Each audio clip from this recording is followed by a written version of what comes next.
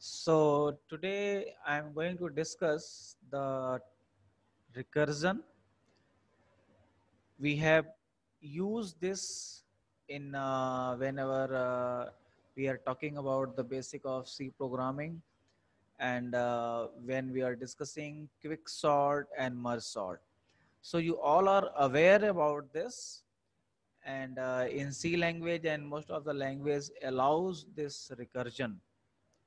So today we are focusing on this, that what are the advantages of this recursion, what are the disadvantages, and how we can design the solution of a problem so that unnecessarily we can avoid the limitation like the wastage of memory, etc.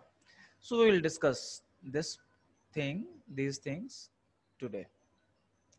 So firstly, what is recursion? What is recursion? There are three steps in formulating a recursive solution to a problem. The step one, formulate the solution to a problem of size n in terms of the same problem of size less than n. Any task, suppose we have input size, suppose we have n. For example, you all have learned about the factorial function in which we define a factorial of n in terms of n multiplied by n minus 1 factorial. So what we are doing, we are defining to find the factorial of number n in terms of lesser size, that is n minus 1. So this is the thing. Second point, there should be a base criteria. There should be a base criteria where our solution becomes very trivial. Where our solution becomes very trivial. Like in factorial case, you know that when n is equal to 1, that means factorial of 1 is 1.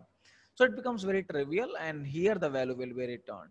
So the third step, terminate recursion when this base value is reached. Like in factorial case, n is equal to 1. So the benefit of recursion is we can formulate any problem,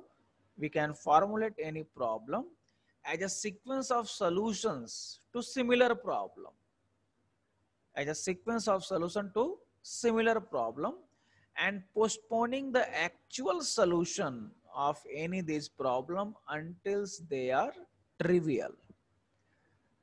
Like in quick sort or in merge sort, what we did, we wanted to sort n elements, and after the partition phase in quick sort, we get two sublists and we applied same procedure on both sublists. So what happened, we are dividing the actual problem in little bit for the lesser input size, and there will be a base point, the base case, or you can say the point where your problem becomes very simple. Like in quick sort case, the list of one element is already sorted. Like here in factorial case, the factorial of 1 is 1. So immediately this problem become very simple and value will be returned. So that's why most of the cases where we have a recursive solution, it's very appealing and it becomes very simple. So these are the advantages of recursion. Now we are going to discuss some recursively defined function. Uh, Firstly, I will discuss with mathematical terms and then in the C language. So suppose we define a function exponentiation. So it can be defined like this. Suppose take this one. It is a very good definition. Why? So suppose we have this function, there are two arguments b and n. Here we are going to compute b to the power n. If n is equal to 0, then it is 1. If n less than 0, then it is 1 by power of b. This is the mod n. It means we will take positive value. If n greater than 0 and odd, then b multiplied by power b n minus 1. So this is a recursive function. This is a recursive function. This is base case. Here the value will return. And another condition, if n greater than 0 and even, then power b n by 2 multiplied by power b n by 2. We can finish this definition here also. If n greater than 0, it is perfectly right. But we are defining for odd like this, for even like this. Why? Because for computation of exponential, it is a little bit complex operation. So if it is even, then we should compute only this value and we can use this and multiply. So it becomes simple. So it is a very good recursive definition. Now take another one, like factorial function and factorial. If n is equal to 0, then it is 1. If greater than 0, then n multiplied by n minus 1 factorial. So why it is bad? You can see in previous one, as I said, we can have b multiplied by power b n minus 1. We don't need this one. But we got benefit if we define for odd in another way and for even in different way. So this factorial function, it can be computed by using a loop instead of a recursive function. Now see the function. Same recursive function, we can write a simple C code. It is for factorial. We are taking this return data type long because we know that factorial value becomes very large. If it is greater than 0, if negative value, we will print error that factorial function requires non-negative argument and it will be terminated. If not, then we will again check. If n greater is equal to 0, then return 1, else return n factorial of n minus 1. And multiplied by factorial of n minus 1.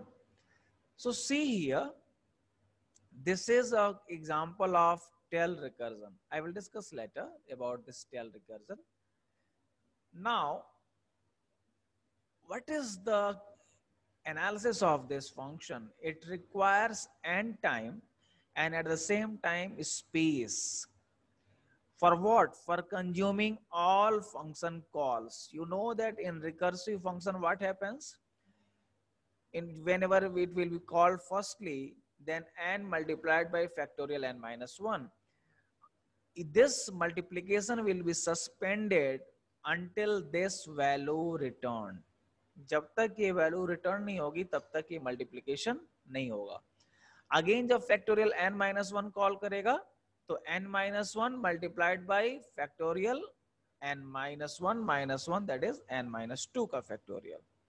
Again multiplication नहीं होगा जब तक कि n minus 2 का factorial return नहीं होगा and so on.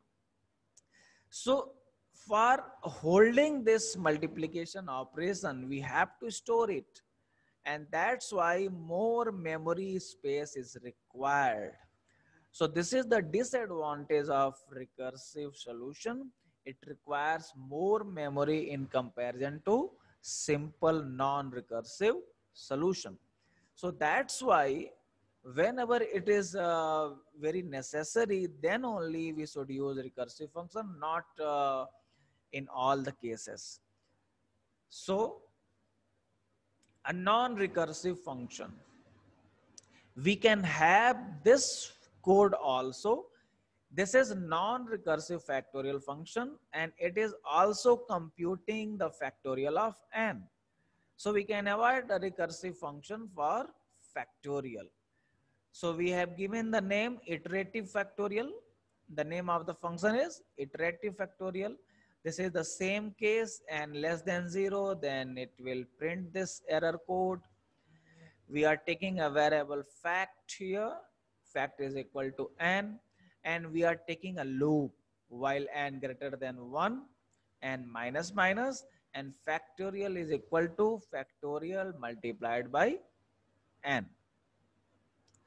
So in this way, because this factorial is initialized n, so in this way, in each iteration, the one term will be multiplied in this fact, and after at last, this value, factorial value, will be returned.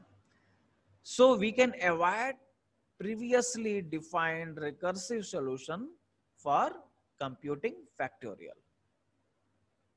So n iteration, but much faster and uses less memory than n recursive calls.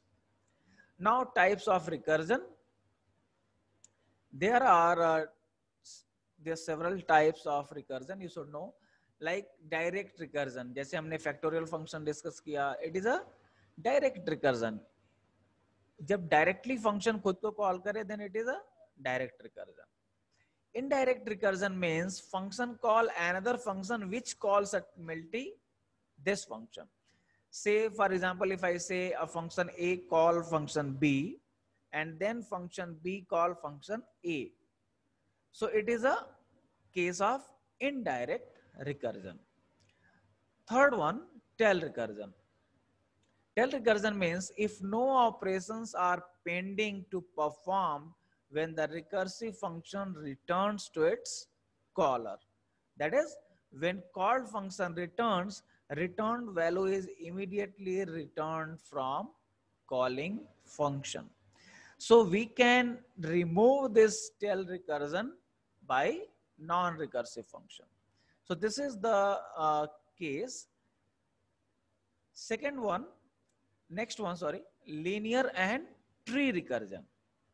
Recursive function is said to be linear when no pending operation involves another recursive calls to the function. For example, factorial. Factorial is linearly recursive function. Okay, why? Because no pending operation have another recursive call. So this is a case of linear recursive function. On the contrary, a recursive function is said to be tree recursive if the pending operation makes another recursive call. For example, the quick sort, merge sort, all that recursive solution have another recursive call in pending operation. So that is the example of tree recursive function. Now I will discuss tail recursion. The recursive factorial algorithm uses recursion as the last statement in the function only to set the parameters for the next round of processing. This is better done by iteration, as I discussed. So consider this example. Reverse write. Suppose we have a string and we want to print it reversely. So this is the simple code. If size greater than 0, then print a size minus 1. And after that, again call this function for one lesser size. So in this way we can print. We are printing last one, then second last, and so on. But we can do it by non-recursive. And see this, we have statement uses the recursion as the last statement in the function. So this is the last statement in the function. We are just passing through the next one. So unnecessarily holding the return of this call. So we can write another function for the same purpose by using just iteration. And we can replace this statement if size greater than 0 by while size greater than 0. Instead of taking if condition, we can take a loop, while loop, and instead of this recursive calling, we can just take size minus minus. So it will work same. Eliminating tail recursion, iterative recursive, right? After replacement, we are getting this one. It will do the same task as it did by previous recursive, a tail recursive function. So there are two steps we may take. Firstly, a non-tail recursive function, we can convert that into tail recursive function, and then we can convert into iterative version if it is possible. So these are the some advantages and disadvantages of recursion. The first advantage of recursion is recursive solution is simple to understand and logical. It reduces unnecessary calling of function. Through recursion, one can solve problems in easy way, while its iterative solution is very big and complex in some cases. Disadvantages, debugging is very difficult. If we got some difficulty at runtime, it's very difficult to find out what's the issue we have. Next one, recursion takes a lot of stack space. As I discussed, stack space, because we have two type of memory allocation schemes for the code of program and for the global variables, local variables, and instructions. So stack memory is very limited. So it takes stack space, usually not considerable when the program is small and running on PC.